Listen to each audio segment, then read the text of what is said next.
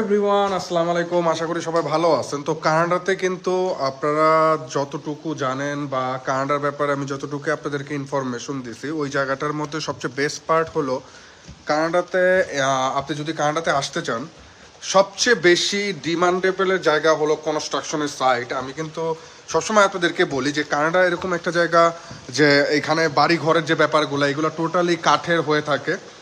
তো আপনি যদি কনস্ট্রাকশনের সাইডে কাজ করে থাকেন, ইভেন আপনি যদি কনস্ট্রাকশন রিলেটেড আপনার এক্সপিরিয়েন্স থাকে, ওই জায়গাগুলোর মধ্যে কিন্তু আপনি অ্যাপ্লাই করে কানাডাতে আসার একটি সুযোগ আপনাদের জন্য ক্রিয়েট হয়ে যাবে।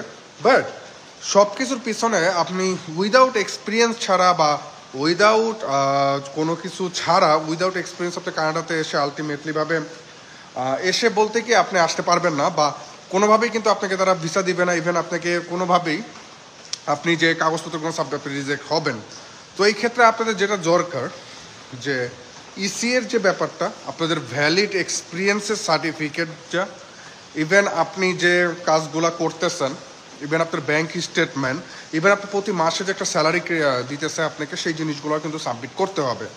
ইসিএ, আইএলটিএস, ইভেন আপনার পড়াশোনার ব্যাকগ্রাউন্ড, এই জিনিসগুলো মেনশন করতে হবে, কারণ এই জিনিসগুলো খুবই ইম্পর্টেন্ট এই ক্ষেত্রে। ইভেন আপনার যে ডকুমেন্টসগুলো আছে সব কিছু কিন্তু সাবমিট করতে হবে ওয়ার্ক পারমিটের ক্ষেত্রে। ইভেন আপনি এক্সপ্রেস এন্ট্রিতেও যান, সেটা পয়েন্টের ভিত্তিতে, ইভেন আপনার একটা ভালো একটা ব্যাকগ্রাউন্ড থাকতে হবে এক্সপ্রেস এন্ট্রিতে। তো এই ব্যাপারগুলো যদি আপনারা মেনটেন করেন, কানাডার ক্ষেত্রে অনেকটা ইজি হয়ে যাবে। বাট আপনার প্রসিডিওরটা বুঝতে হবে। আপনারা কি করেন, অনেক টাকা পয়সা দিয়ে তারপরে প্রসিডিওরগুলো করেন, আসলে কিন্তু এত টাকা লাগে না। এটা না বুঝার কারণেই আমরা এই সমস্যার মধ্যে পড়ি। সো সবাই ভালো থাকবেন, সুস্থ থাকবেন, কোশ্চেন থাকলে অবশ্যই জানাবেন। Thank you.